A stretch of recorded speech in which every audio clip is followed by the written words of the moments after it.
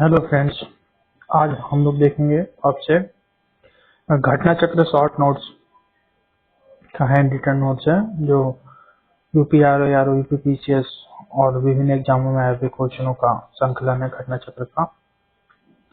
तो उसे देखते हैं। इसको तैयार करने के बाद पूरी घटना चक्र पॉलिटी तैयार हो जाएगी, बिल्कुल आसान शब्दों में। तो पहले देखते हैं जो भारत का संवैधानिक विकास कैसे हुआ था। तो दो चरणों में, एक तो कंपनी के अधीन जो जब कंपनी के अधीन भारत का शासन था, फिर दूसरी बार जब ताज के अधीन भारत का शासन था, तो समय समय पर रेगुलेटिंग एक्ट आते रहते थे। तो पहला चरण है 1773 से लेकर 1853 तक। दूसरा चरण है 1858 से लेकर 1947 तक। इसके तहत जो 1773 का रेगुलेटिंग एक्ट आया था, उसके तहत 1774 में कलकत्ता में सर्वोच्च न्यायालय की स्थापना हुई थी, जिसके मुख्य न्यायाधीश एलिजा इम्पे थे और अन्य 3 न्यायाधीश जो कि चैम्बर्स, लिमेस्टर और हाइडे थे। चैम्बर्स, लिमेस्टर, स्टीफन उन्हीं का नाम है, फिर हाइडे। ठीक, अगला है सूची। फर्स्ट को सूची सेकंड से मिलाना है। तो 1973 के रेगुलेटरी एक्ट के तहत ये जो बोर्ड ऑफ कंट्रोल स्थापित किया गया था, यानी नियंत्रण परिषद की स्थापना की गई थी। ये चार्टर एक्ट 1813 के तहत भारत में इंग्लिश मिशनरियों को प्रचार प्रसार की अनुमति मिली थी। और फिर चार्टर अधिनियम 1833 के तहत गवर्नर जनरल की परिषद में कानूनी सदस्य की नियुक्ति, जो मैकाले की नियुक्ति हुई थी, इसी के तहत हुई थी। फिर अगला है किसने भारत में अंग्रेजी शिक्षा किसके द्वारा भारत में अंग्रेजी शिक्षा की नींव पड़ी थी। तो क्वेश्चन आया होगा 1813 का चार्टर अधिनियम। 1813 चार्टर अधिनियम से प्रतिवर्ष 1 लाख रुपए के खर्च का प्रावधान किया गया था। प्रतिवर्ष 1 लाख रुपए के खर्च का प्रावधान। फिर प्राच्यविद और आंग्लविद का विवाद था। फिर general committee of public instruction 1835। फिर विलियम बेंटिंग द्वारा मार्च 1835 को लॉर्ड मैकाले के प्रस्ताव को स्वीकृत करके अंग्रेजी को उच्च शिक्षा का माध्यम बनाया जाना।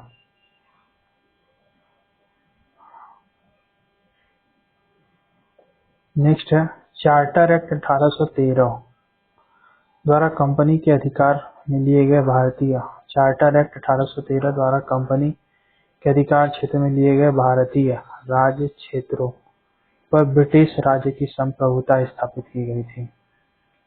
और चार्टर एक्ट 1813 द्वारा कंपनी के अधिकार क्षेत्र में लिए गए भारतीय राज्य क्षेत्र पर ब्रिटिश संप्रभुता स्थापित की गई थी। अर्थात वही जो बोला था, कंपनी का एकाधिकार सीमित कर दिया गया था इसके द्वारा। 1813 के द्वारा चाय और चीन के व्यापार को छोड़ के बाकी तो सीमित किया गया था इसमें। 1858 के अधिनियम द्वारा भारत का राजस्व ब्रिटिश संसद के सीधे नियंत्रण में आ गया था। 1858 के चार्टर अधिनियम द्वारा भारत का राजस्व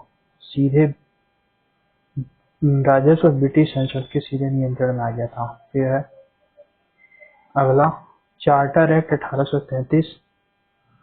चार्टर एक्ट 1833 के द्वारा भारतीयों को जन्म स्थान, धर्म, वंश के कारण किसी भी कंपनी के अधीन, अर्थात जो ब्रिटिश ईस्ट इंडिया कंपनी के अधीन सेवा के लिए अयोग्य नहीं माना जा सकता है। यानी वही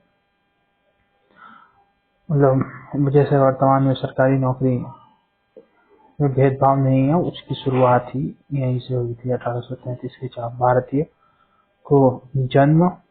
भारतीयों को धर्म, जन्म स्थान, वंश, वर्ण किसी भी कारण से कंपनी के अधीन पद अथवा सेवा के योग्य नहीं माना जा सकता। यानी कंपनी में सेवा देनी है तो केवल व्यक्ति योग्य होना चाहिए। धर्म और जाति, किसी भी धर्म किसी भी जाति का हो, उससे कोई मतलब नहीं। फिर भारत परिषद अधिनियम 1861 में क्या हुआ था? तो विधायी कार्य के लिए अतिरिक्त सदस्यों की संख्या, विधायी कार्य के लिए अतिरिक्त सदस्यों की न्यूनतम संख्या जो 6 और अधिकतम 12 कर दी गई थी। केंद्रीय एवं प्रांतीय विषयों के बीच कोई भेदभाव नहीं किया गया था। भारत परिषद अधिनियम 1892 के अधीन क्या किया गया था? तो 20 जून 1892 को शाही स्वीकृति एवं 3 फरवरी 1893 को लागू कर दिया गया था। फिर अतिरिक्त सदस्यों की संख्या बढ़ा के 10 तथा अधिकतम 16 हो गई थी। फिर वार्षिक बजट पर बहस करने की अनुमति मिली थी। बहस करने की, वोटिंग करने की अनुमति नहीं मिली थी। फिर 6 दिन पूर्व नोटिस पर प्रश्न पूछने का अधिकार था, परंतु पूरक प्रश्न नहीं पूछ सकते थे। अर्थात कि जो भारत परिषद अधिनियम 1892 था, इसको शाही स्वीकृति ये 92 में तो हो गया था, शाही स्वीकृति मिल गई थी 20 जून 1892 को, पर यह लागू हुआ था 3 फरवरी 1893 में। फिर जो अतिरिक्त सदस्यों की संख्या बढ़ा के 10 से 16 कर दी गई थी। फिर जो बजट पर भारतीयों को बहस करने की शक्ति मिली थी, सही है गलत है, क्या है, बहस कर सकते हैं, न तो वोटिंग का राइट मिला था और न ही पूरक प्रश्न पूछने का। प्रश्न पूछने का भी कब? वो 6 दिन की पूर्व नोटिस के बाद ही प्रश्न पूछ सकते हैं। फिर बजट पर बहस करने की शक्ति थी, परंतु मतदान का अधिकार नहीं था। वही बात है ऊपर वाली। फिर भारत में संघीय न्यायालय की स्थापना कब हुई थी? संघीय न्यायालय, तो चार्टर अधिनियम, भारत सरकार अधिनियम 1935, भारत सरकार अधिनियम 1935 के द्वारा 1 अक्टूबर 1937 को संघीय न्यायालय की स्थापना की गई थी। इसके मुख्य न्यायाधीश थे मॉरिस ग्वेयर। भारत सरकार अधिनियम 1935 द्वारा केंद्र में द्वैध शासन स्थापित किया गया, जबकि प्रांतों में समाप्त कर दिया गया था। तो क्वेश्चन पूछता है केंद्र में द्वैध शासन की स्थापना कब हुई थी? तो 1935 में, और प्रांतों में कब हुई थी? तो 1919 में, जिसके 1935 में समाप्त कर दिया गया था। फिर भारत शासन अधिनियम 1919 के द्वारा क्या किया गया था? पृथक सांप्रदायिक निर्वाचन व्यवस्था में सिखों, यूरोपियों, भारतीय, ईसाइयों, एंग्लो इंडियन के लिए विस्तारित कर दिया गया था, जो कि 1909 के पार्लियामेंटों में केवल मुसलमानों को अधिकार मिला था पृथक निर्वाचन का। उसी का एक विस्तार रूप था 1919। इसमें सबके लिए खोल दिया गया था, सिखों, यूरोपीय, भारतीय नागरिकों, एंग्लो इंडियन, सबके लिए।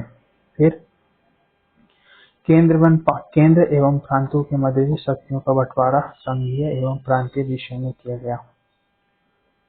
द्वैध शासन का क्या अर्थ होता है? द्वैध शासन के अंतर्गत विषयों को 2 भागों में बांटा जाता है, आरक्षित विषय और हस्तांतरित विषय। आरक्षित विषय जिसमें शक्ति बनाने की डायरेक्ट गवर्नर के अधीन होती थी। हस्तांतरित विषय जो भारत से चुने हुए मंत्री थे, भारतीय थे, उनके अंडर थी। तो भारतीयों में जो अधिकतर खर्च करने वाली बात थी, जहाँ लाइबिलिटी उत्पन्न होती है, उनको भारतीयों को दे दिया गया था, जैसे स्थानीय स्वशासन, शिक्षा, कृषि, स्वास्थ्य आदि।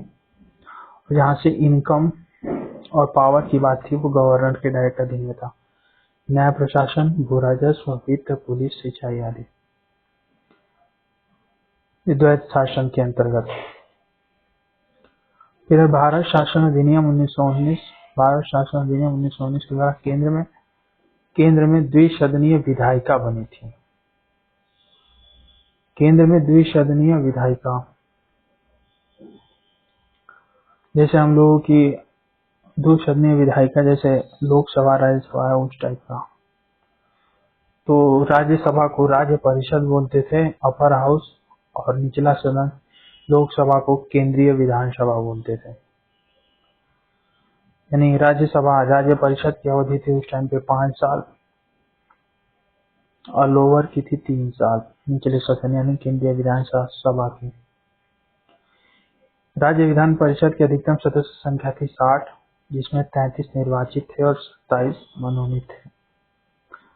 और इधर केंद्रीय विधानसभा में अधिकतम सदस्य संख्या थी 140, जिसमें 100 निर्वाचित थे और 100 निर्वाचित 40 मनोनीत थे।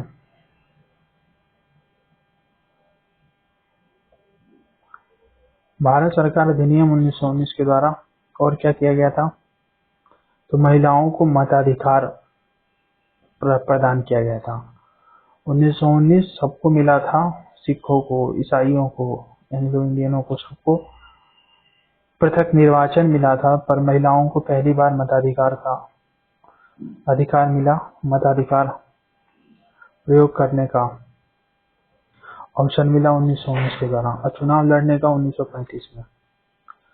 1935 एक्ट के द्वारा विधानमंडल में महिलाओं, दलितों, श्रमिकों के लिए अलग से स्थान आरक्षित किए गए। फिर एक केंद्रीय विधानसभा का निर्वाचन भारत शासन अधिनियम 1919 के तहत कब हुआ? 1926 दो बार हुआ था, 1926 में हुआ था और 1945 में हुआ था।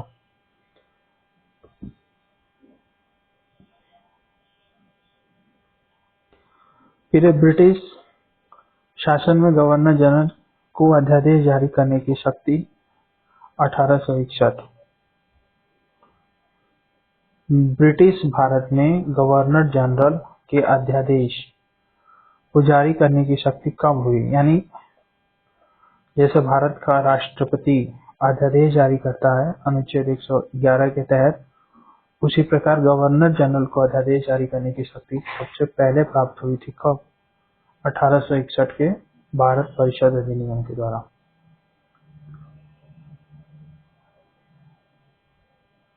अच्छा, अध्यादेश सॉरी वो ऊपर गलत बोल गए थे, 111। अध्यादेश की शक्ति 123 है, राष्ट्रपति के अध्यादेश की शक्ति है 123, जो कि 1935 से प्राप्त होती है।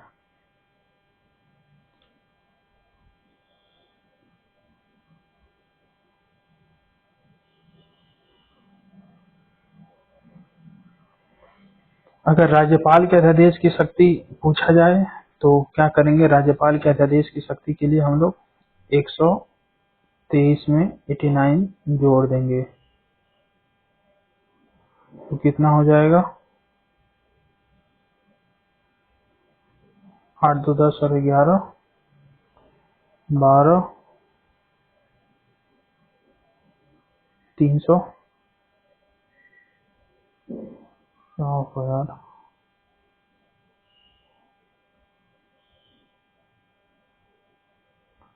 चलिए वो बाद में आएगा।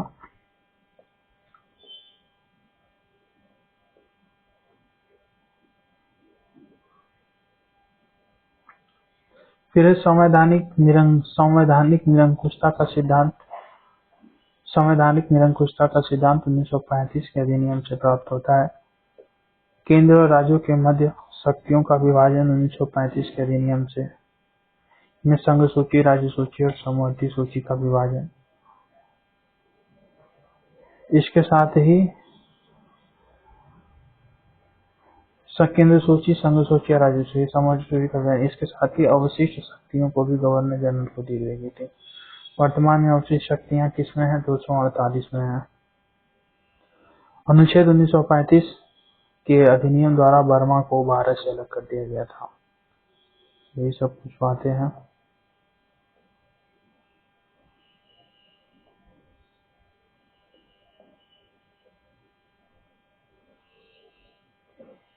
फिर अगला चैप्टर है संविधान सभा एवं संविधान निर्माण की प्रक्रिया।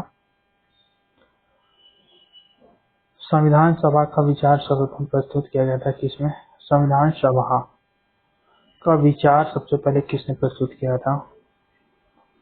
तो प्रस्तुत किया था स्वराज पार्टी ने 1935 में। किसने? स्वराज पार्टी ने 1935 में स्वराज पार्टी के द्वारा 1934 में स्वराज पार्टी के द्वारा 1934 में स्वराज पार्टी की स्थापना जैसे कि आपको पता 1923 में हुई थी। 1 जनवरी 1923 इसी के द्वारा एम रॉय 1934 में विचार रखा था संविधान सभा का। संविधान का निर्माण करने का प्रस्ताव किसके द्वारा? एक जो क्रिप्स मिशन आया था 1942 के द्वारा संविधान सभा का निर्माण हुआ है। क्रिप्स मिशन के प्रस्तावों में शामिल क्या क्या बिंदु थे? क्रिप्स मिशन में क्या क्या बात चल रही थी? तो क्रिप्स मिशन में कहा गया था कि विश्व युद्ध जो द्वितीय विश्व युद्ध चल रहा था उस समय 39 से शुरू हुआ था। द्वितीय विश्व 39 से 45 तक चला था। 1939 से लेकर 45 तक। उसमें कहा गया था कि विश्व युद्ध समाप्ति के पश्चात संविधान का गठन होगा। भारतीयों को डोमिनियन दर्जा मिलेगा। डोमिनियन दर्जा मिलेगा भारतीयों को डोमिनियन दर्जा मिलेगा। तो लेकिन भारतीयों को अब तक पूर्ण स्वराज चाहिए था। यदि कोई प्रांत या नया संविधान स्वीकार नहीं करता है, यदि कोई प्रांत नया संविधान नहीं स्वीकारता है तो उसे अपनी भावी स्थिति के बारे में ब्रिटिश सरकार के साथ संधि पर अलग से हस्ताक्षर करे। फिर संविधान सभा में प्रांतीय विधानसभाओं द्वारा निर्वाचित सदस्य और रियासतों नामी सदस्य शामिल हैं। संविधान सभा में प्रांतीय विधानसभाओं और निर्वाचित सदस्यों और रियासतों द्वारा नामी सदस्य, मतलब संविधान सभा में कौन कौन लोग शामिल थे? तो 3 तरीके। एक तो जो प्रांतीय विधानसभाओं से निर्वाचित सदस्य थे और रियासतों से 2 तरीके के सदस्य थे। ये प्रांतों जिसपे ब्रिटिश सरकार डायरेक्ट शासन करती थी, वहां से निर्वाचित सदस्य, और फिर रियासतों ब्रिटिश जो ये रजवाड़े थे, देशी रियासतें, वहां से नामी सदस्य आए थे। सामान्यतः 1 लाख 10 लाख की आबादी पे एक सदस्य था। फिर कैबिनेट मिशन आया था कब? तो 23 मार्च 1946 को आया था। इसके सदस्य थे स्टैफोर्ड क्रिप्स, पैट्रिक लॉरेंस, एवी अलेक्जेंडर। कैबिनेट मिशन के अध्यक्ष भी यही थे, स्टैफोर्ड क्रिप्स।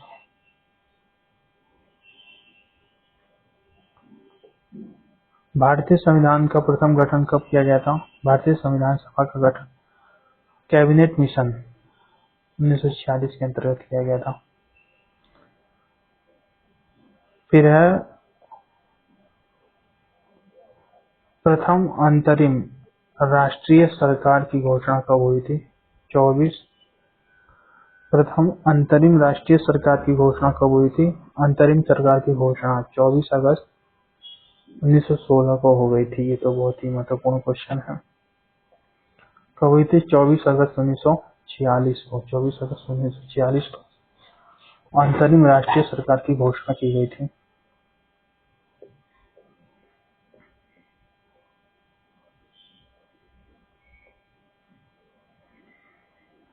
फिर 24 अगस्त 1946 को अंतरिम राष्ट्रीय सरकार की घोषणा हुई, जिसका कार्यभार संभाला गया 2 सितंबर 1946 को। घोषणा हुई थी 24 अगस्त 1946 को और कार्यभार संभाला 2 सितंबर 1946 को। जिसके अध्यक्ष वायसराय थे। अध्यक्ष कौन थे? वायसराय थे। एवं उपाध्यक्ष कौन थे? उपाध्यक्ष या उपसभापति पंडित नेहरू थे, जवाहरलाल नेहरू। 2 सितंबर 1946 को गठित अंतरिम सरकार में शिक्षा मंत्री कौन थे? तो राजगोपालाचारी जी थे। शिक्षा मंत्री राजगोपालाचारी। श्रम मंत्री से लग रहा है कि श्रम दान दे रहे हैं, तो श्रम दे के अपना जीवन गुजार रहे हैं, तो जगजीवन राम। खाद्य मंत्री राजेंद्र प्रसाद थे, क्योंकि ये कृषक परिवार से थे, इनको कृषक मंत्री बना दिया गया था। फिर सर्वपल्ली राधाकृष्णन इस सरकार के सदस्य नहीं थे। ये बहुत ही ध्यान देने योग्य बात है। क्योंकि ये सर्वपल्ली राधाकृष्णन तो बाद में उपराष्ट्रपति बने थे। फिर जून 1945 में वेवेल योजना कब आई थी? वेवेल योजना जून 1945 को थी शायद। वेबल योजना में क्या कहा गया था? तो वेबल योजना मुख्यतः वो जो हिंदू कांग्रेस और मुस्लिम लीग के मध्य गतिरोध चल रहा था उसको समाप्त करने के उद्देश्य से वेबल योजना बनाई गई थी, लेकिन मामला बन नहीं पाया। कार्यकारी परिषदों में मुसलमानों एवं हिंदुओं की संख्या बराबर हो। वायसराय तथा कमांडर इन चीफ को छोड़कर सभी सदस्य परिषद भारतीय होंगे।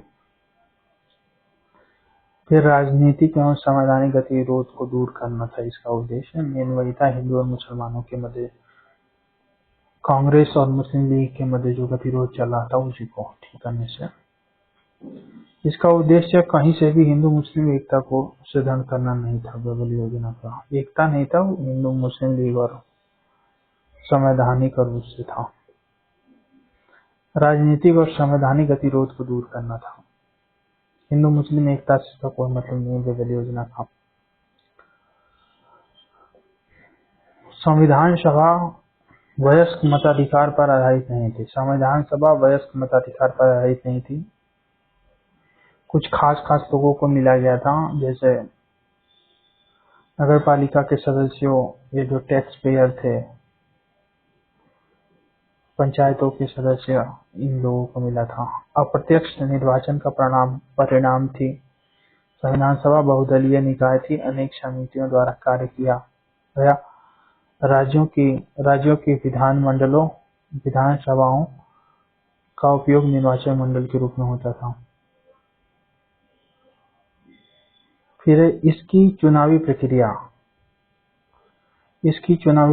1935 के अधिनियम 6वीं अनुसूची पर आधारित थी। अल्पसंख्यक समुदाय जैसे ईसाई, एंग्लो इंडियन, पारसी आदि को पर्याप्त प्रतिनिधित्व दिया गया था। अस्थायी अध्यक्ष कौन थे संविधान सभा के? सच्चिदानंद सिन्हा। अस्थायी अध्यक्ष कौन थे? सच्चिदानंद सिन्हा। कब? 9 दिसंबर 1946 को। अस्थायी अध्यक्ष कौन थे? अस्थायी अध्यक्ष कौन थे? सच्चिदानंद सिन्हा। 9 दिसंबर 1946 को जब अंतरिम सरकार की प्रथम बैठक हुई थी। स्थायी अध्यक्ष राजेंद्र प्रसाद।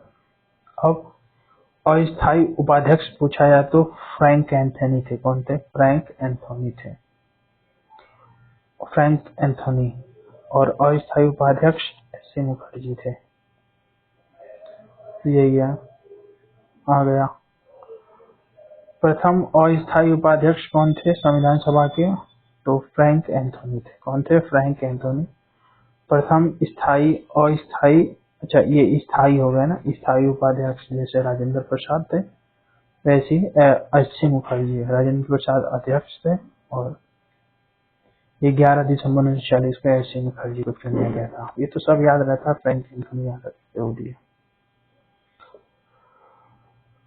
फिर जवाहरलाल नेहरू ने उद्देश्य प्रस्ताव कब प्रस्तुत किया था? जवाहरलाल नेहरू ने उद्देश्य प्रस्ताव कब प्रस्तुत किया गया था? तो 13 दिसंबर 1946 को 5वीं बैठक में रखा था और जिसे पारित किया गया था या पास हो गया था 22 जनवरी 1947 को।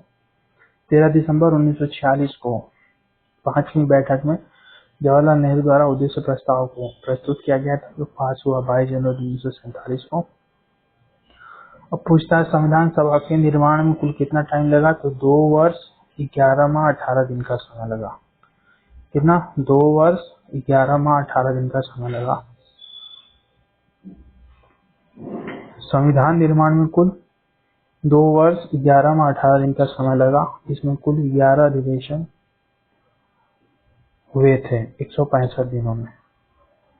संविधान को अंगीकृत कब किया गया था? संविधान को अंगीकृत कब किया गया था? तो 26 नवंबर 1949 को। 26 नवंबर। यह आंशिक रूप से इसमें कुछ अनुच्छेद लागू किए गए थे, बाकी के 16 अनुच्छेद लागू किए गए थे, बाकी के अनुच्छेद बाद में। कितने? 26 जनवरी 1950 को संविधान पूर्णतः लागू हुआ था। अब संविधान सभा की अंतिम बैठक कब हुई थी? तो 24 जनवरी 1950 को अंतिम बैठक हुई थी। संविधान सभा की अंतिम बैठक कब हुई थी? तो 24 जनवरी 1950 को। भारतीय संविधान को 26 नवंबर भारतीय संविधान को 26 नवंबर 1949 किसके द्वारा अधिनियमित किया गया था? भारतीय संविधान को 26 नवंबर 1949 को किसके द्वारा अधिनियमित किया गया था? तो संविधान सभा के द्वारा। जाहिर सी बात है।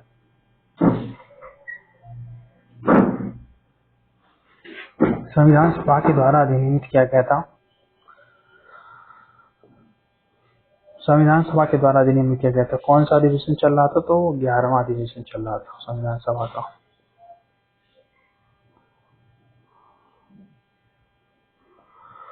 B.R. अम्बेडकर का संविधान सभा में निर्वाचन कहाँ हुआ था? तो मुंबई में हुआ था।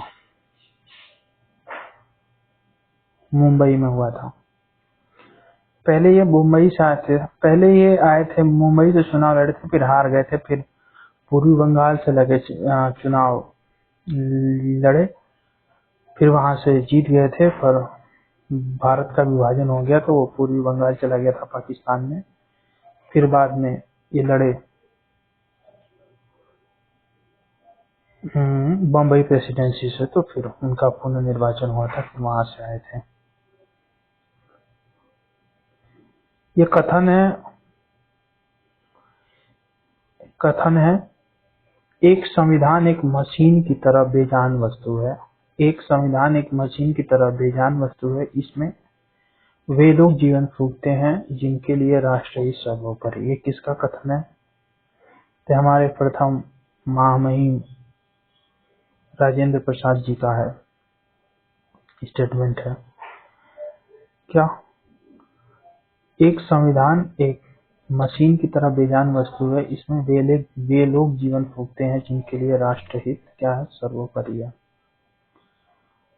फिर है अपनी राष्ट्रवादी प्रतिक्रिया में भारतीय संविधान निर्माताओं ने अल्पसंख्यकों के हितों तथा भावनाओं के महत्व को कम आंका है।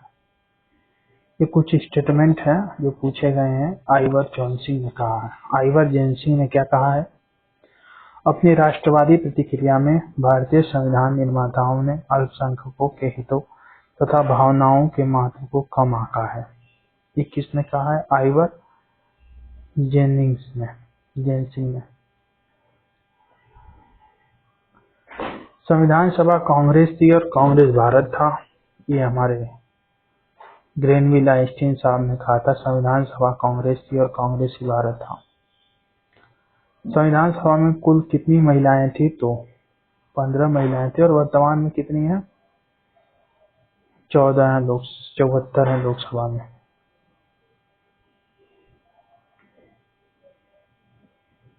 फिर है संविधान सभा की प्रमुख समितियां और उसके अध्यक्ष।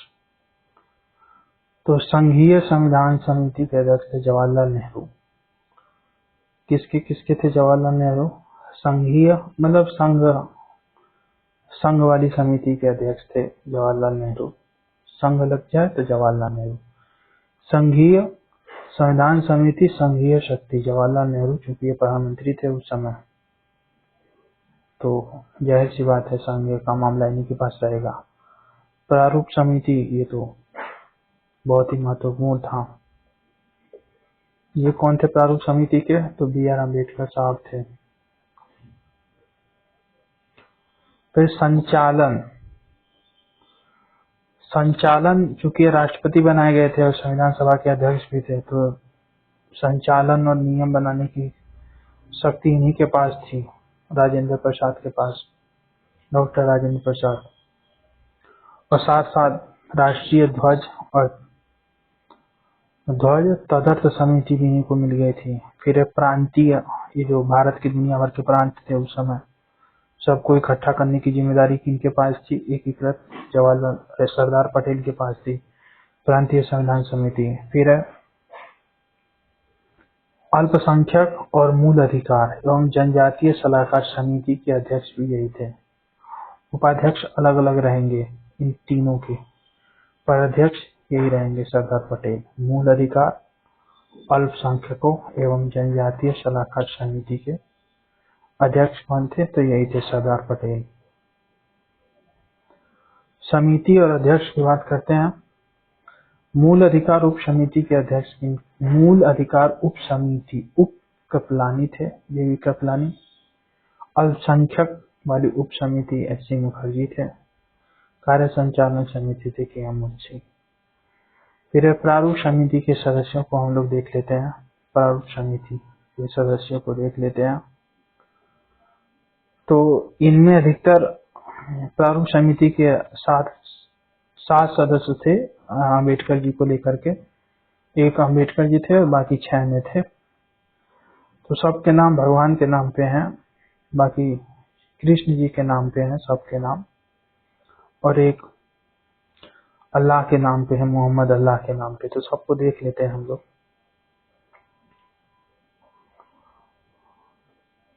बी.आर. अम्बेडकर प्रारूप समिति के अध्यक्ष थे। इसका गठन पूछता प्रारूप समिति का कब हुआ था? ये 29 अगस्त 1947 को हुआ था। 29 अगस्त 1947 को प्रारूप समिति का गठन किया गया था, जो कि 6 सदस्यीय थी। ये लिखा हुआ है 29 अगस्त 1947 को प्रारूप समिति का गठन हुआ था। इनको ध्यान से सुनना है। प्रारूप समिति के अध्यक्ष तो एक है गोपाला स्वामी आयंगर। श्री कृष्ण जी को गोपाल बोलते हैं। फिर अल्लादी ये कृष्ण स्वामी हो गए, ये भी कृष्ण जी का नाम है। के.एम. मुंशी हैं, कन्हैया लाल मानिक लाल मुंशी, ये भी कन्हैया। के.एम. मुंशी भी कन्हैया लाल मानिक लाल हो गए, ये भी श्री कृष्ण कन्हैया। ये सादुल्ला में अल्लाह आ रहे हैं। बचे 2 लोग, बी.एल. मित्र और डी.पी. खेतान। इनमें किसी ईश्वर का नाम नहीं था, तो ये लोग निमट गए थे। इनका स्वास्थ्य खराब था किसी कारण से, तो इन्होंने इस्तीफा दे दिया था। बी.एल. मित्र की जगह आ गए थे बाद में माधव, आगे श्री कृष्ण के नाम पे।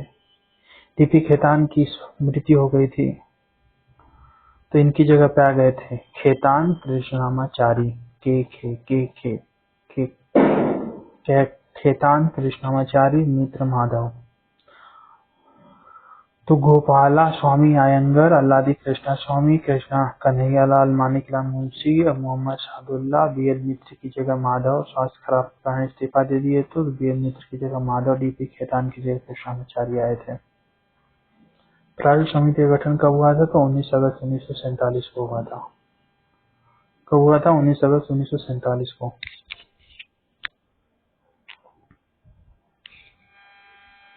संविधान के स्रोत कहाँ से क्या क्या लिया गया है वो देखते हैं। ऑस्ट्रेलिया से क्या क्या लिया गया है? उद्देशिका का विचार लिया गया है। ऑस्ट्रेलिया से उद्देशिका का विचार लिया गया है। उद्देशिका का विचार, जो हम भारत के लोग हैं वो विचार लिया गया है यूएसए से, और उसकी भाषा हम भारत के लोग जैसे जैसे लिखा गया वो लिया गया ऑस्ट्रेलिया से।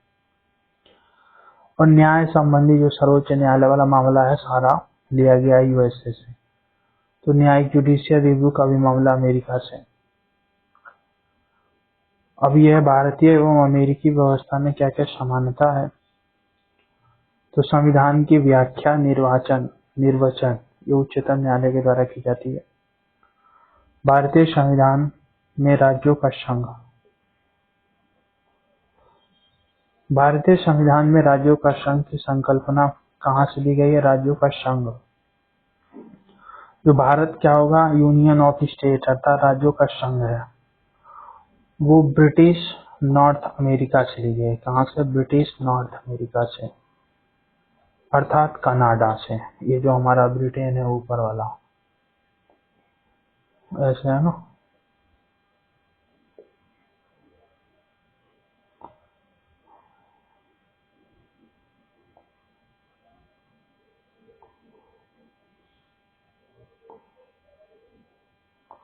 ये कनाडा है ऊपर, ये यूएसए हो गया या मेक्सिको है,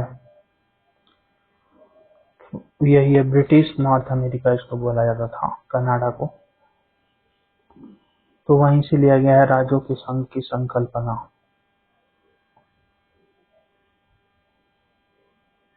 कनाडा से लिया गया है राज्यों के संघ की संकल्पना। समवर्ती सूची कहाँ से ली गई है? ऑस्ट्रेलिया से है।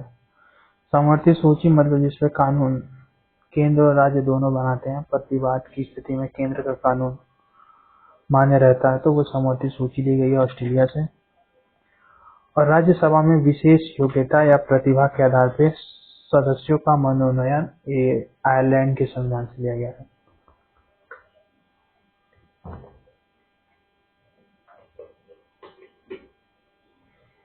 कहाँ से लिया गया है? आयरलैंड से।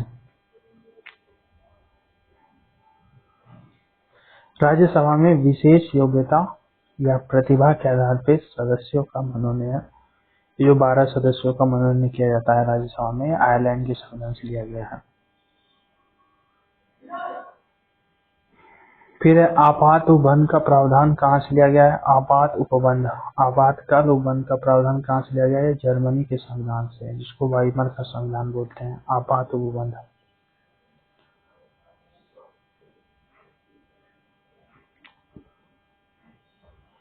अवशिष्ट शक्ति कहाँ से ली गई है? कनाडा से। अवशिष्ट और राज्यों का संघ कनाडा से। जबकि ये व्यापार, वाणिज्य और समागम का स्वतंत्रता 301 या ऑस्ट्रेलिया से लिया गया। केंद्र राज्य संबंध कनाडा से। मंत्रिमंडलीय सरकार ब्रिटेन से।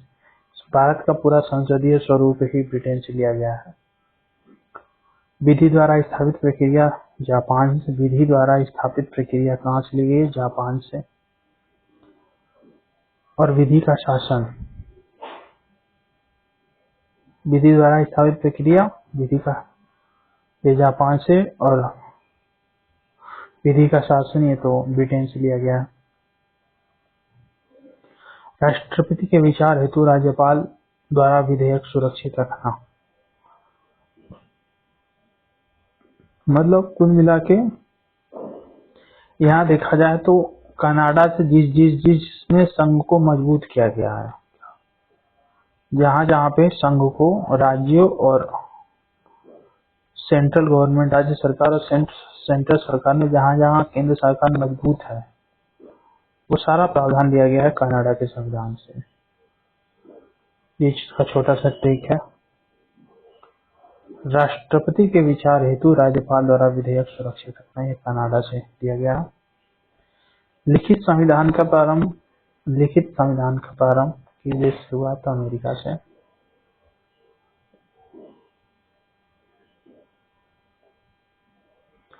अब संविधान के भाग देखते हैं।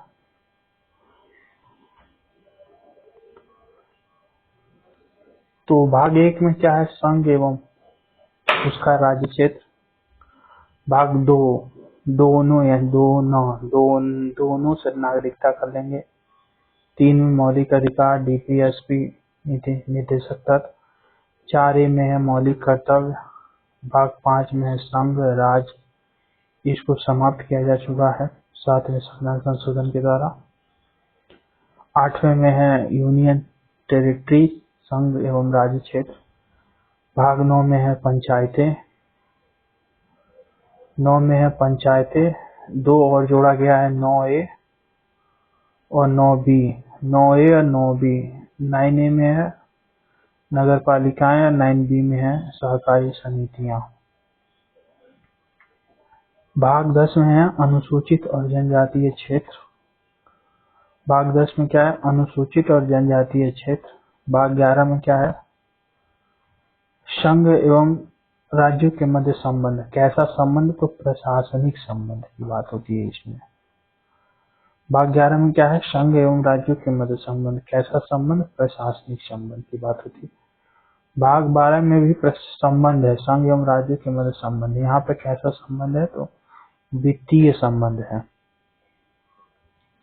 11-12 हो गया। फिर 13, अर्थात 3-13 करना। अर्थात 13 का मतलब होता है 3-13 करना, अर्थात 3-13 करोगे तभी ना प्रॉफिट होगा, यानी व्यापार वाणिज्य करना, समागम।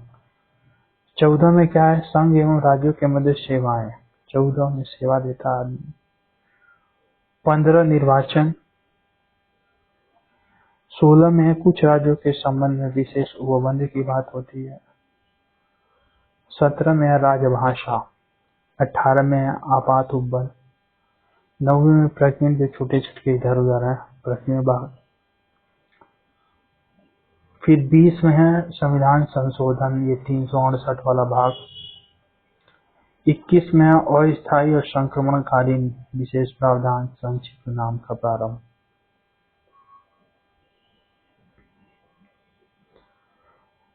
फिर संविधान द्वारा कौन कौन से भाग जोड़े गए हैं उनको देख लेते हैं। तो वही 9A 73वें संविधान संशोधन के द्वारा जोड़ा गया है। सहकारी समिति इसको भी जोड़ा गया है 97 के द्वारा जोड़ा गया है इसको। 14A अधिकरण है और ये ट्रिब्यूनल्स जो होते हैं, ट्रिब्यूनल्स दुनिया भर के, गंगा नदी प्राधिकरण, विवाद नदी वाले, दो राज्यों के मध्य विवाद वाली बात हो जाती है 14A में। 4A मौलिक कर्तव्य 42वें संविधान संशोधन के द्वारा जोड़ा गया है इसको। फिर भाग 11, यही है भाग 11 का अध्याय, भाग 11 के अध्याय 1 में संघ राज्यों के मध्य विधायी या प्रशासन, ये विधायी संबंध है। कैसा विधायी संबंध है? भाग 11 के अध्याय 1 में, भाग 11 के अध्याय 1 में कैसा संबंध है? विधायी संबंध है। अनुच्छेद 245 से लेकर 255 तक, 245 से लेकर 255 तक। और अध्याय 2 में है प्रशासनिक संबंध।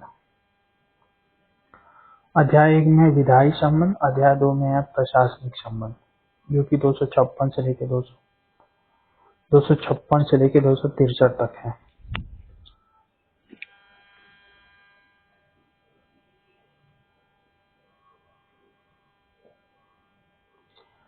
संविधान में अनुच्छेद देखते हैं, कौन कौन से अनुच्छेद, महत्वपूर्ण अनुच्छेद इसमें दिया हुआ है।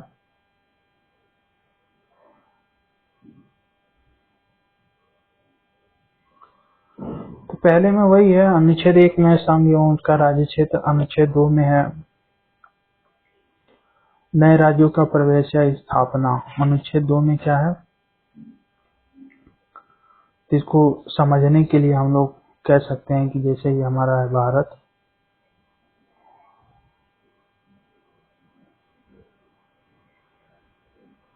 ये क्या है हमारा भारत हो, और टेढ़ा मेढ़ा बन गया।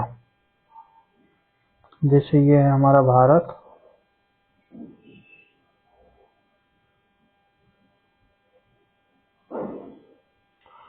जैसे ये हमारा भारत,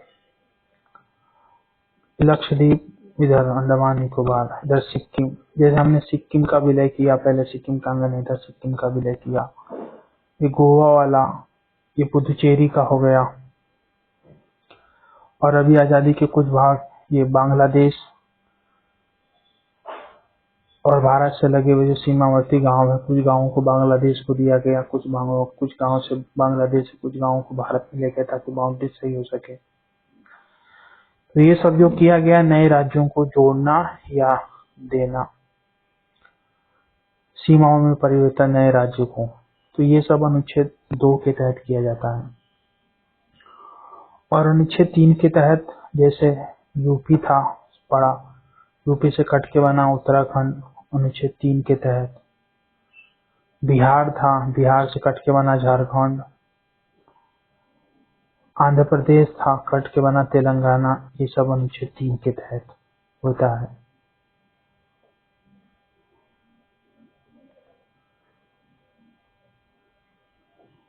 अनुच्छेद 20 में क्या है, अभी ये बाकी के अनुच्छेद 4, 5, 6 वो नागरिकता वाले में आएंगे।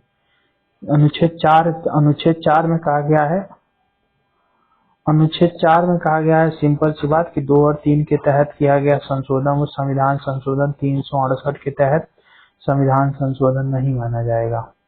यही बात अनुच्छेद 4 में है। फिर अनुच्छेद 5 से लेकर 5, 6, 10, 5, 6, 7, 8, 9, 10, 11 तक वो नागरिकता वाला जो टॉपिक देखेंगे तो उसमें है। फिर उसके बाद वाला मूल अधिकार, वो टॉपिक सब में है, तो घबराने की जरूरत नहीं है कि इसमें नहीं है कुछ भी। तो मोटा मोटा अनुच्छेद 20 में क्या है, 20 में अपराध के संबंध में दोष सिद्धि के संबंध में संरक्षण है। अपराधों के लिए दोष सिद्धि के संबंध में संरक्षण है, अर्थात एक अपराध के लिए वो जो एक बारी सजा मिलती है वो सब। 22 में ये गिरफ्तारी से संरक्षण है और निरोध, जैसे गिरफ्तार किए गए व्यक्ति को 24 घंटे के अंदर निकटतम मजिस्ट्रेट के यहाँ ले जाना, वो सब बातें।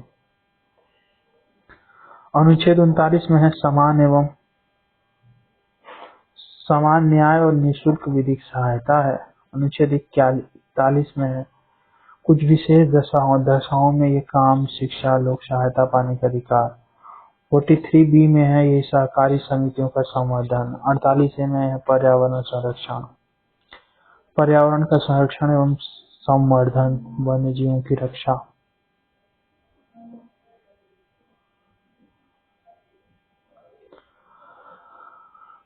अनुच्छेद 52 में है भारत का राष्ट्रपति जो पकानी कोका द्वियोदशम है वो आगे बताया जाएगा। अनुच्छेद 55 में है निर्वाचन की पद्धति। 57 में है पुनर्निर्वाचन हेतु पात्रता। 58 में है राष्ट्रपति पद की योग्यता। 60 में है शपथ। 61 में है राष्ट्रपति पर महाभियोग।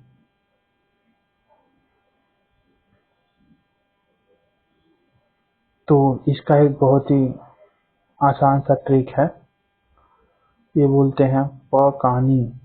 कौन सा कहानी? इसको ट्रिक देखते हैं, बहुत ही छोटा सा आसान सा ट्रिक है। यहाँ लिखता हूँ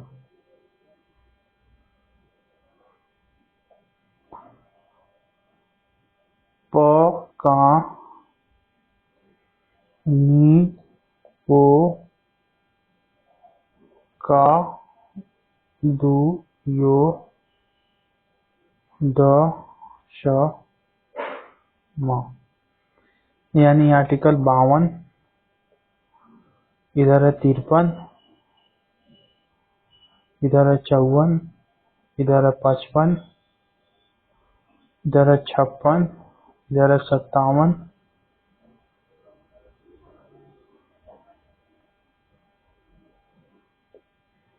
इधर है 57, इधर है 58, इधर है 59 और इधर है 60। यानी अनुच्छेद 52 में क्या किया गया? भारत का एक राष्ट्रपति होगा। अनुच्छेद 52 में राष्ट्रपति के पद के बारे में चर्चा की गई है।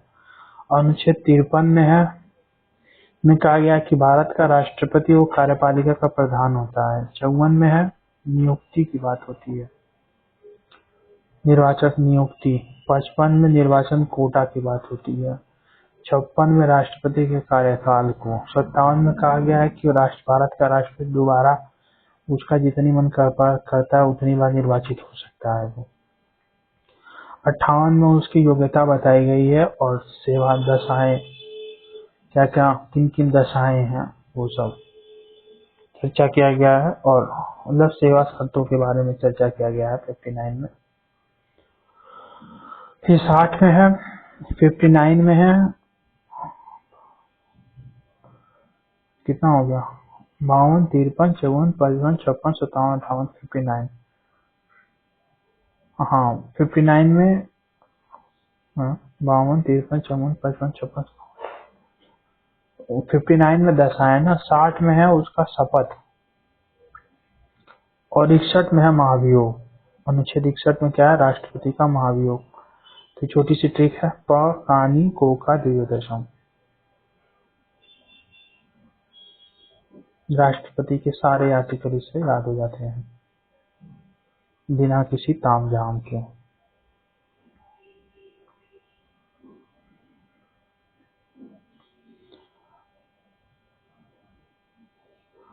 अनुच्छेद 61 में क्या है? राष्ट्रपति पर महाभियोग हो गया। 66 में है उपराष्ट्रपति का निर्वाचन।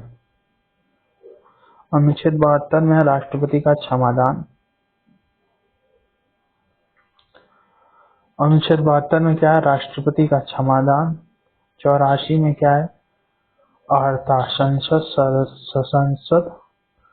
सदस्यता हेतु अर्हता। क्या है? संसद सदस्यता हेतु अर्हता की बात होती है, अर्हता संसद। अनुच्छेद 84 में क्या है? संसद सदस्यता हेतु विशेष अर्हता। अनुच्छेद 101 में क्या है? अनुच्छेद 101 में स्पीकर का निर्णायक मत।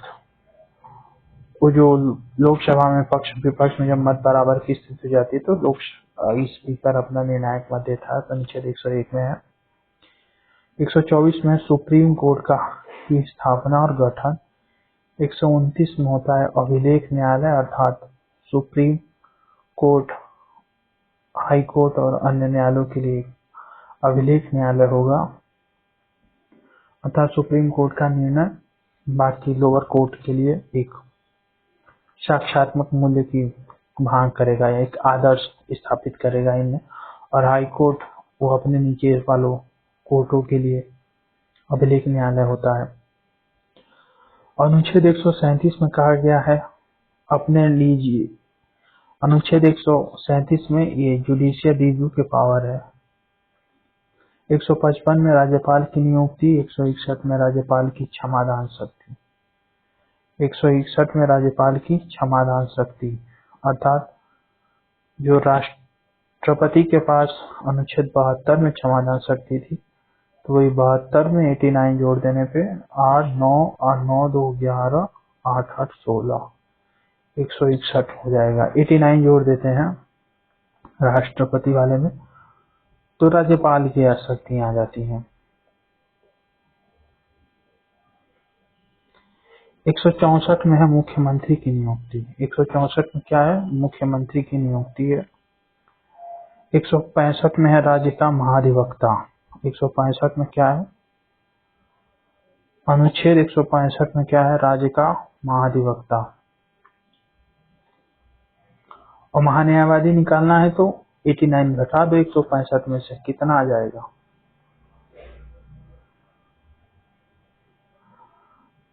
15 में से 9 गया,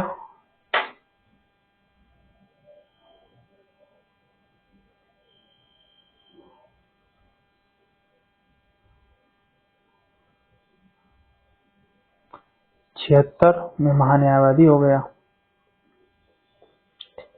ठीक, है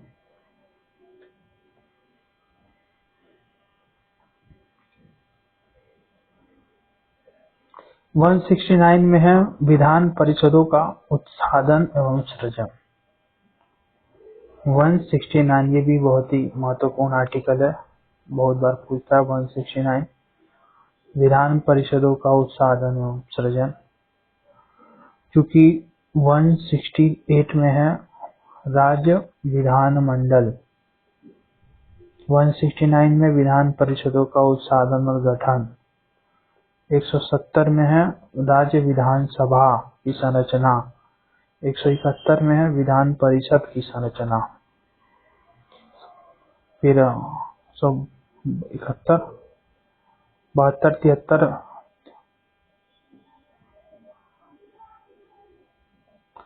124 में है, 214 में है उच्च न्यायालय। 124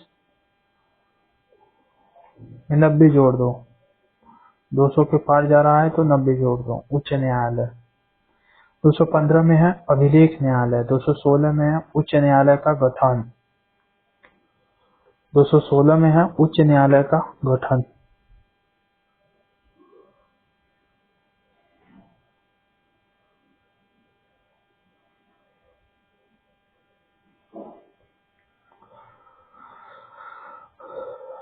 फिर है अनुच्छेद, अच्छा हाँ, 216 में क्या उच्च न्यायालय का गठन। 231 में 2 या अधिक राज्य हुए तो एक हाई कोर्ट। 2 या अधिक राज्य हुए तो एक ही हाई कोर्ट की स्थापना। अनुच्छेद 233 में क्या है? जिला न्यायाधीश की नियुक्ति है। 233 में जिला न्यायाधीश की नियुक्ति।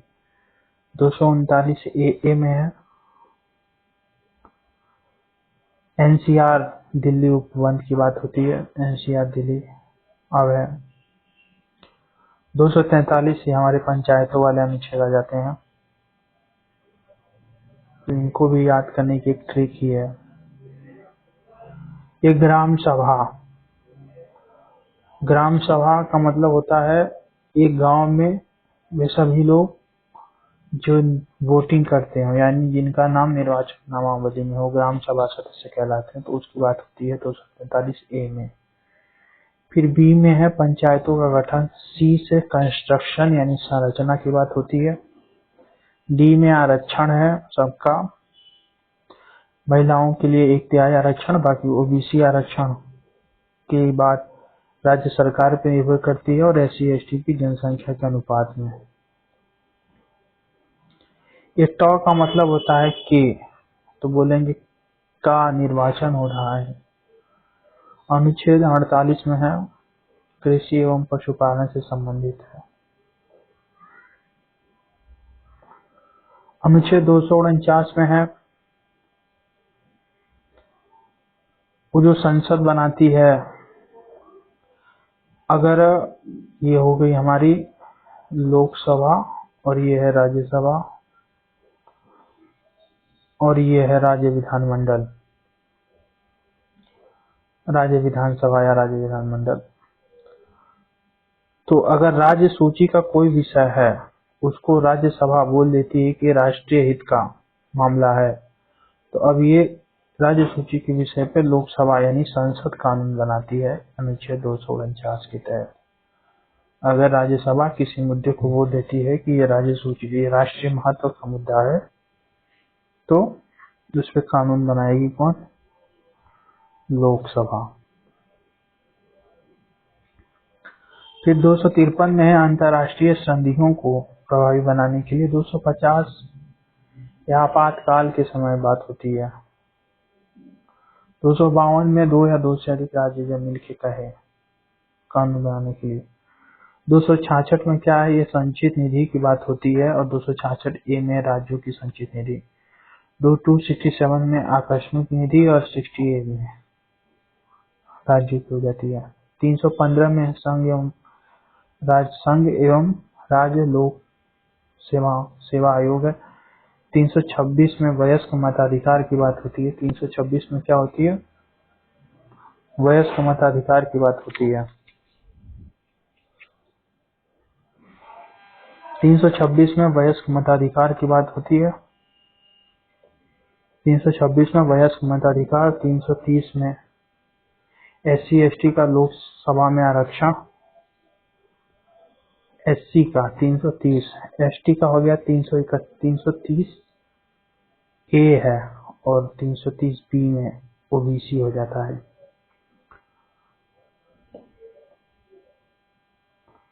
331 दो आंग्लो समुदायों का प्रतिनिधित्व, जिसे अब समाप्त कर दिया गया है 104वें संविधान संशोधन 2019 के द्वारा। 332 में है SC ST का आरक्षण, राज्य विधानसभा में आरक्षण है। और 33 ये आंग्ल समुदाय का प्रतिनिधित्व, ये इसको भी समाप्त कर दिया गया है 2019 में 104वें संविधान संशोधन के द्वारा।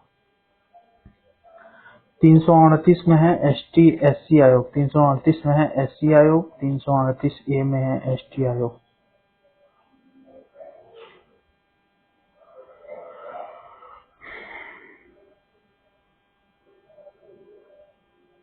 अनुच्छेद 338 में है SC आयोग। 38 A में है ST आयोग। 38 B में है OBC आयोग। 344 में है राजभाषा आयोग। 350 A में है मातृभाषा में शिक्षा। 350 B में है भाषाई अल्पसंख्यक वर्गों हेतु। 350 B में क्या है? भाषाई अल्पसंख्यक वर्गों हेतु विशेष प्राधिकारी की बात होती है। 67 B में है राष्ट्रपति को हटाना और 94 में है, इसमें 67 B में है उपराष्ट्रपति को हटाना और 94 में है स्पीकर को हटाना। 90 में है राज्यसभा के उपसभापति को हटाना। 320 में है लोक सेवा आयोग के कार्य। तो ये भी जनरली तौर पे एक जगह मिलते नहीं है ये आर्टिकल भी।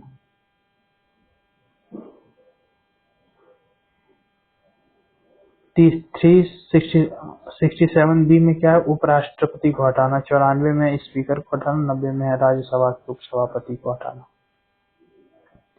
320 लोक सेवा आयोग के कार्य। 227 में है सभी न्यायालयों के अधीक्षण। सभी न्यायालयों का अधीक्षण हाई कोर्ट के द्वारा किया जाएगा। फिर है 239 में क्या है?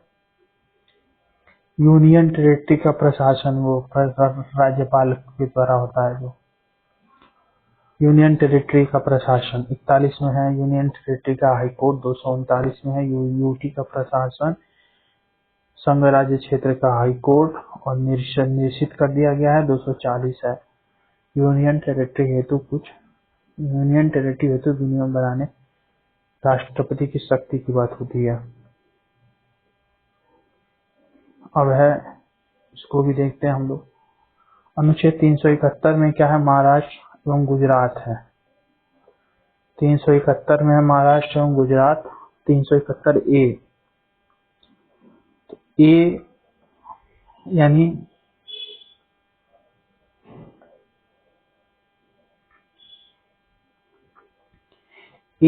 क हो जाएगा, क, तो काना बोल देंगे, का से ए का ना, नागालैंड। ख असम, खसम कर देंगे। ग म, तो गम होता है ना, गम गम गम, सी गम, मणिपुर। डी, अंधा में भी अंधा आ रहा है ना, अंधा, आंध्र प्रदेश। अंधा, लास्ट में डी की फीलिंग आ रही है, तो आंध्र प्रदेश से निकला तेलंगाना हो जाएगा। ई में हो जाएगा, आंध्र प्रदेश के विश्वविद्यालय की बात होती है। एफ, सिक्किम। एफ यानी फिशी कर देंगे, फिशी। एफ 80 से सिक्किम। जीनी, जी नी मिजोरम। एच, अरुणाचल प्रदेश में हेलीपैड बना दिया जाएगा। आई गो, कहाँ जाना है, गोवा जाना है, आई गो। जे के,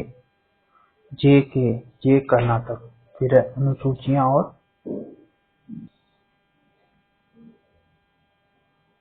अगला देखते हैं अनुसूचियां। तो पहली अनुसूची में क्या है, संघ एवं उसका राज्य क्षेत्र।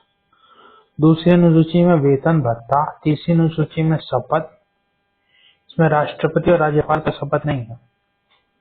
चौथी अनुसूची में है राज्य में राज्यसभा में प्रतिनिधित्व। पांचवी में अनुसूचित क्षेत्र। छठी में है जनजातीय क्षेत्र, कौन से, असम, मेघालय, त्रिपुरा, मिजोरम, एएम टीएम वाले। अनुसूचित 6 में कौन है, एएम टीएम,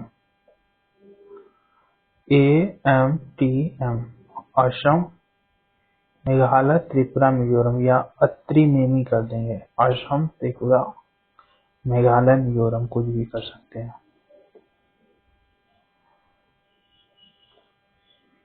अनुसूची 7 में क्या है, तो शक्तियों का बंटवारा, संघ सूची, राज्य सूची, समवर्ती सूची की बात होती है। 22 भाषाओं का उल्लेख है 8वीं अनुसूची में। 9वीं में है जो भूमि सुधार अधिनियम, पहला संविधान संशोधन 1951 में जोड़ा गया था। 10वीं में दल बदल, इसको 52वें संविधान संशोधन 85 के द्वारा जोड़ा गया था। 11वीं में पंचायतें 73वां संविधान संशोधन के द्वारा जोड़ा गया था। नगर पालिका 74वां संविधान संशोधन के द्वारा जोड़ा गया था। फिर है नए राज्य का सृजन करना हो तो आवश्यक रूप से किस अनुसूची को संशोधित करेंगे। नए राज्य संशोधन अनुच्छेद अनुसूची फर्स्ट को, और नए राज्य का सृजन करने के लिए, तो नया राज्य वर्तमान राज्यों से ही तो बनेगा, तो अनुसूची 3 में। तृतीय अनुसूची में शपथ, क्या देखते हैं किसका किसका शपथ है तृतीय अनुसूची में, ये टेक्निकल बात है। संघ के मंत्री, संसद सदस्य, न्यायाधीश, सुप्रीम कोर्ट के सीएजी मंत्री, जबकि राष्ट्रपति का अनुच्छेद है 60 में। राष्ट्रपति उपराष्ट्रपति का नहीं है इसमें। बस 9वीं अनुसूची सब बता दिया हूँ अभी, कब जोड़ी गई थी, पहला संविधान 1951 में। 10वीं 52वां 1985 में। 11वीं 73वां 1992 में। 12वीं 74 1992 में। भारतीय संसद किसी कानून विशेष को 9वीं अनुसूची में डाल सकती है, जबकि 9वीं अनुसूची के कानून द्वारा न्यायालय द्वारा रिव्यू किया जा सकता है। 9वीं अनुसूची में रिव्यू किया जा सकता है, लेकिन ऐसा रिव्यू किया जा सकता है, ये IR कोल्हो 2007 के केस में आया था, जो कि 24 अप्रैल 1973 के बाद सभी पर लागू है।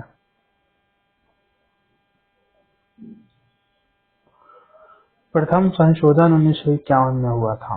प्रथम संविधान 1951 और 9वीं अनुसूची में एवं अनुच्छेद 31 क और ख को जोड़ा गया था। संघ सूची में 97 विषय वर्तमान में 100 हो गए हैं। राज्य सूची में 61, ये पांच विषय हटा दिए गए हैं, तो इसमें हो गए हैं वर्तमान में 56। ये 5 जोड़ दिए गए हैं, इसमें 57 विषय हो गए हैं।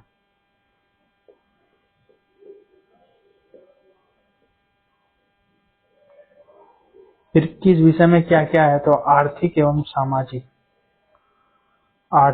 सामाजिक योजना किस विषय से संबंधित है, सहमति सूची का विषय है। ये जानवरों के प्रति क्रूरता रोकथाम की सूची में है, ये भी सहमति सूची में है। आपराधिक मामले, जनसंख्या नियंत्रण, परिवार नियोजन, ये सब सहमति सूची में है। आपराधिक मामले, जनसंख्या नियंत्रण, परिवार नियोजन सब सहमति सूची का विषय है। लोक स्वास्थ्य स्वच्छता प्रति आपराधिक मामले, जनसंख्या नियंत्रण और परिवार नियोजन सहमति सूची में। पर जनगणना ये राज्य संघ सूची का विषय है, क्योंकि जनगणना पर राज्य सरकार नहीं कराती है, केंद्र सरकार कराती है। लोक स्वास्थ्य स्वच्छता प्रति व्यक्ति कर ये सब राज्य सूची का विषय है। शिक्षा 42वें संविधान संशोधन द्वारा राज्य सूची से समवर्ती सूची में रखा गया है। साथ ही वन को भी राज्य सूची से हटा के समवर्ती सूची कर दिया गया है। तो ये 5 चीजें रखी गई थी। कौन कौन सी? शिक्षा हो गया, वन हो गया, और भी 3 बातें थी।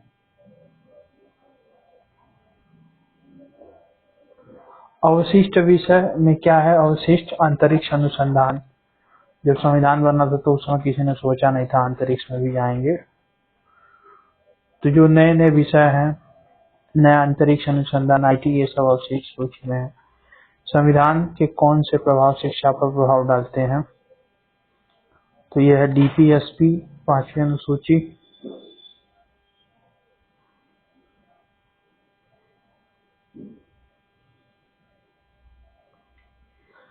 यही 7वीं अनुसूची और ग्रामीण 7वीं अनुसूची। 7वीं अनुसूची ग्रामीण और शहरी स्थानीय निकाय।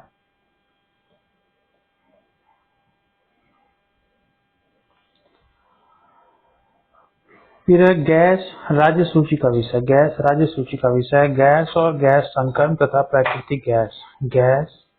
गैस संकर तथा प्राकृतिक गैस विक्रय पर कर, ये राज्य सूची का विषय। जबकि प्राकृतिक गैस उत्पाद शोध के संघ सूची का विषय है। रेलवे संकाय, रेलवे पुलिस राज्य सूची में है। कारागार और लोक व्यवस्था भी राज्य सूची का विषय है।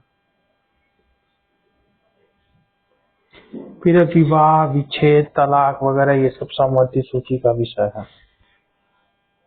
यानी जनसंख्या नियंत्रण और ये सिर्फ आम पब्लिक से रिलेटेड है डायरेक्ट।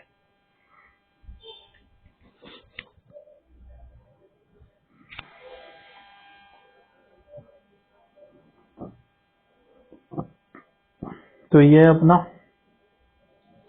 विवाह विच्छेद, तलाक, गोद लेना, दत्तक, ये सब समवर्ती सूची का विषय है। भूमि सुधार बात करें तो ये राज्य सूची का विषय है।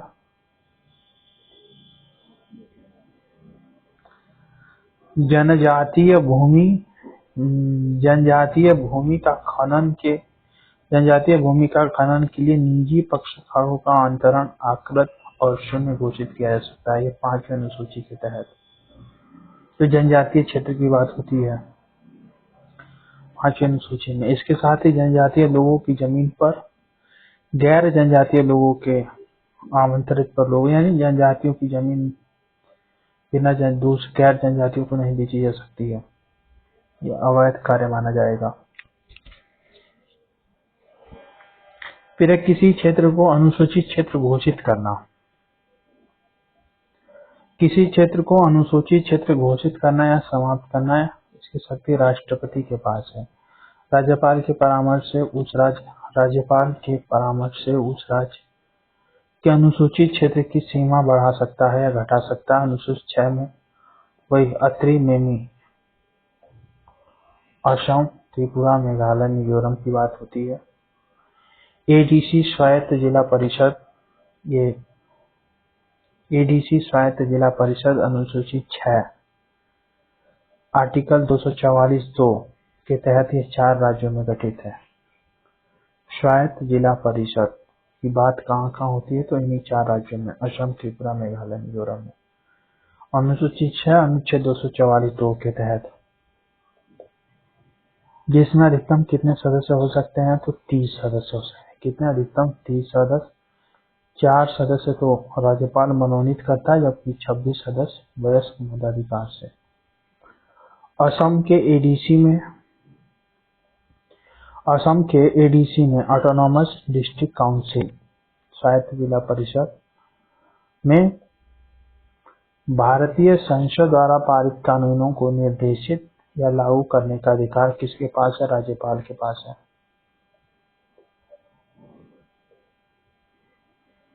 फिर अगला है अपना उद्देशिका।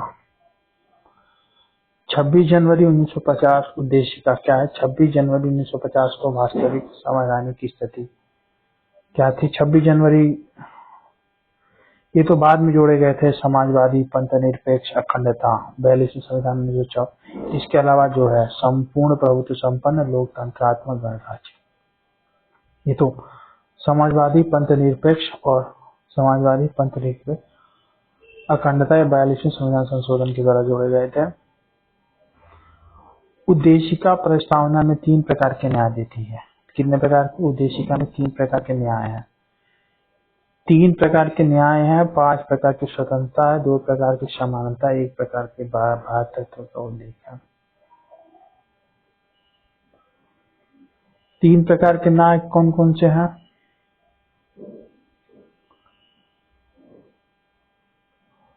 सामाजिक, आर्थिक और राजनीतिक न्याय की बात होती है।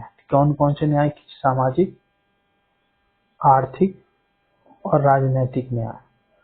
5 प्रकार की स्वतंत्रता कौन कौन सी है?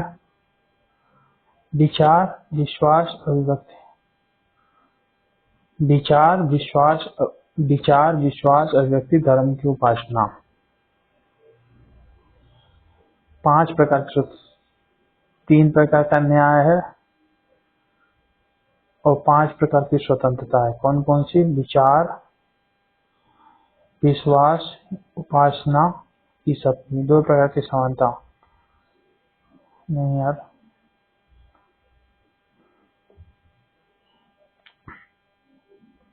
तीन प्रकार के न्याय हो गए कौन कौन से? सामाजिक, आर्थिक और राजनीतिक न्याय। कौन कौन से हो गए? सामाजिक, आर्थिक और राजनीतिक न्याय। 5 प्रकार की स्वतंत्रता में हो जाएगा हमारा विचार, अभिव्यक्ति, विचार, अभिव्यक्ति, विश्वास। विचार, अभिव्यक्ति, विश्वास, धर्म और उपासना। 5 प्रकार की स्वतंत्रता कौन कौन सी है? विचार, अभिव्यक्ति, विश्वास, धर्म और उपासना की स्वतंत्रता है। फिर से देखते हैं, दिखाई नहीं दे रहा। विचार, अभिव्यक्ति, विश्वास, धर्म और उपासना की स्वतंत्रता है। 2 प्रकार की समानता, 2 प्रकार की समता या समानता कौन कौन सी है? तो प्रतिष्ठा और अवसर की समानता। PA, प्रतिष्ठा और अवसर की। एक प्रकार का भातृत्व है, वही भातृत्व, एकता, अखंडता की बात होती है। तो ये पूछता है डायरेक्ट, इनको भी याद रखने की जरूरत है। 3 प्रकार का न्याय, 5 प्रकार की स्वतंत्रता, 2 प्रकार की क्षमता और 1 प्रकार का भातृत्व। फिर सही क्रम में उल्लेख बताइए क्या क्या है। संपूर्ण प्रभुत्व संपन्न समाजवादी, पंथनिरपेक्ष, लोकतंत्रात्मक गणराज्य। इसकी भी एक ट्रिक है। क्या? SSPLG याद रख लेंगे डायरेक्ट इसको। क्या क्या? SSPLG। पहले एस का मतलब हो गया संपूर्ण प्रभुत्व संपन्न, संपूर्ण प्रभुत्व संपन्न। दूसरे एस का मतलब हो गया समाजवादी, SS। फिर तीसरे का मतलब हो गया पंथ निरपेक्ष, ये अपना पंथ निरपेक्ष हो गया। फिर अगले लोकतंत्रात्मक का मतलब हो गया L। एक गणराज्य का मतलब हो गया जी। तो SSPLG अगर याद रखेंगे तो अपना काम हो जाएगा फिट। SSPLG संपूर्ण प्रभुत्व संपन्न समाजवादी पंथनिरपेक्ष लोकतंत्रात्मक गणराज्य।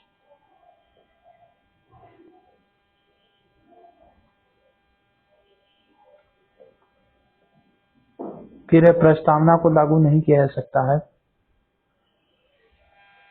अर्थात यह न्याय योग्य नहीं है, अर्थात अवाग्य योग्य, अर्थात मतलब ये नहीं कि प्रस्तावना में लिखी हुई किसी बात को लोग लेकर न्यायालय में पहुंच जाओ, ऐसा काम नहीं है, पर इसका संशोधन हो सकता है। पहले से संविधान संशोधन के द्वारा एक बार संशोधन हो चुका है, प्रस्तावना में केवल एक बार संशोधन हुआ ही है। फिर भारतीय संविधान का कौन सा भाग संविधान की आत्मा है? संविधान की आत्मा पूछे तो प्रस्तावना, और अंबेडकर जी ने किसको कहा? अनुच्छेद 32 को संविधान की आत्मा। के.एम. मुंशी ने कहा, के.एम. मुंशी ने उद्देशिका को क्या कहा? यह राजनीतिक जन्म पत्र ही है। के.एम. मुंशी जी ने राजनीतिक जन्म पत्र ही कहा है। अंबेडकर जी ने उद्देशिका को क्या कहा है? पवित्र दस्तावेज कहा है। फिर उद्देशिका से कुछ मुकदमे हैं, उद्देशिका से रिलेटेड कुछ मुकदमे हैं।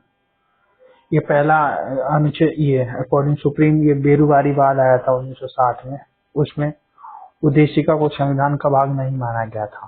बेरुवारी वाद में उद्देशिका को संविधान का भाग नहीं माना गया था। इसके पलट में केशवानंद भारती ने इसका सुनाया कि नहीं उद्देशिका संविधान का भाग है, पर इसी में ये वो जो बेसिक स्ट्रक्चर का कंसेप्ट दिया गया था, आधारभूत ढांचे का कंसेप्ट इसी में दिया गया था, पर बेरुवारी वाद में नहीं माना था। फिर नोट एसआर बम्बई बनाम यूनियन ऑफ इंडिया में भी इन्हीं केशवानंद भारती का सपोर्ट किया गया था। प्रस्तावना के आदर्शों एवं उद्देश्यों की व्याख्या। तो जो प्रस्तावना में दुनिया भर की जो बातें लिखी गई हैं उनकी अलग अलग व्याख्या मिलती है। कहाँ कहाँ?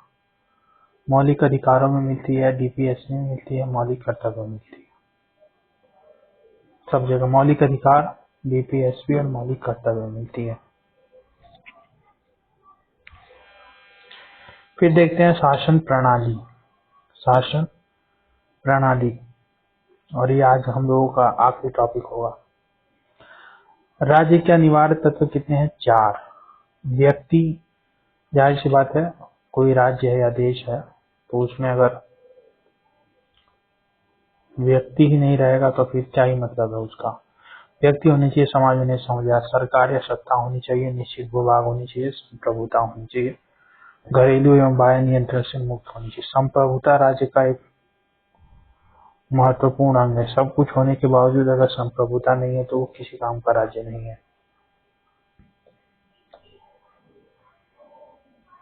संप्रभुता का मतलब होता है अपना निर्णय स्वयं लेने की क्षमता, वो किसी दबाव या नियंत्रण के अधीन नहीं है। फिर है संसदीय व्यवस्था वाली सरकार होती है। कौन? संसदीय व्यवस्था, सरकार संसद के प्रति उत्तरदायी होती है और उसके द्वारा हटाई जा सकती है। कल्याणकारी राज्य का उद्देश्य क्या है? कमजोर वर्गों एवं वंचित वर्गों के कल्याण का प्रबंधन करना।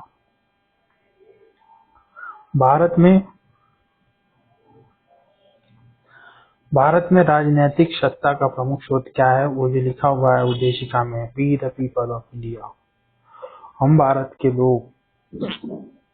फिर है आत्मक शासन प्रणाली का आधारभूत तत्व क्या है? एकल कार्यपालिका है।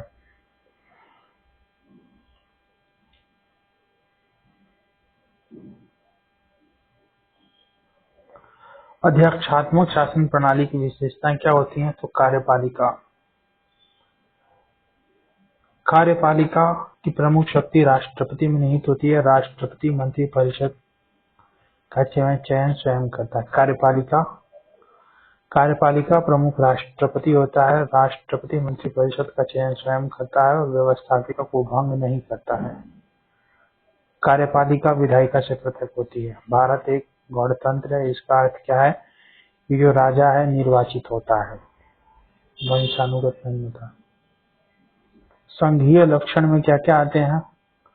लिखित एवं कठोर संविधान। भारत के संघीय लक्षण में क्या क्या है? लिखित एवं कठोर संविधान, संविधान की सर्वोच्चता, केंद्र या राज्य शक्ति का विभाजन संघीय लक्षण है।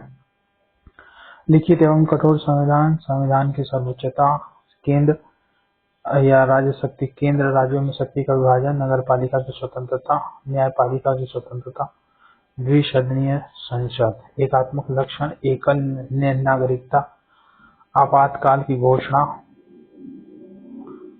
वो राज्यपालों की नियुक्ति, अखिल भारतीय सेवाएं, और राज्यसभा में असमान प्रतिनिधित्व। दल विहीन लोकतंत्र के समर्थक कौन थे? दल विहीन लोकतंत्र के समर्थक मेन जयप्रकाश नारायण थे, पर गांधी जी भी थे। दोनों लोग थे दल विहीन। जो भारत में दुनिया भर के दल हैं, पार्टी लेस डेमोक्रेसी के समर्थक गांधी और जयप्रकाश नारायण। भारतीय संविधान को अर्ध संघात्मक किसने कहा? केसी वेयर ने। भारतीय संघवाद को सहकारी संघवाद किसने कहा है? ग्रेनविल ऑस्टिन ने। बी आर अम्बेडकर जी ने कहा है भारतीय संविधान को संघात्मकता के तंग ढांचे में नहीं ढाला गया, अर्थात एकीकृत और संविधान या संघात्मक दोनों है। मिथकों और कहावतों के रूप में प्रशासन के सिद्धांतों को किसने अस्वीकार किया है? ये हर्बर्ट साइमन ने। किसने? हर्बर्ट साइमन ने।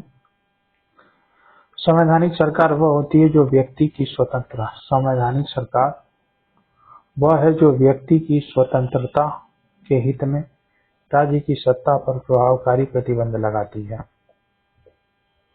संवैधानिक सरकार किसको बोलते हैं? संवैधानिक सरकार जो व्यक्ति की स्वतंत्रता के हित में राज्य की सत्ता पर प्रभावकारी प्रतिबंध लगाती है, अर्थात सीमित सरकार होना। संवैधानिक सरकार संविधान की सीमाओं से परिबद्ध हो, यही बात है। ये छोटा सा टॉपिक है, इसको भी देख ही लेते हैं।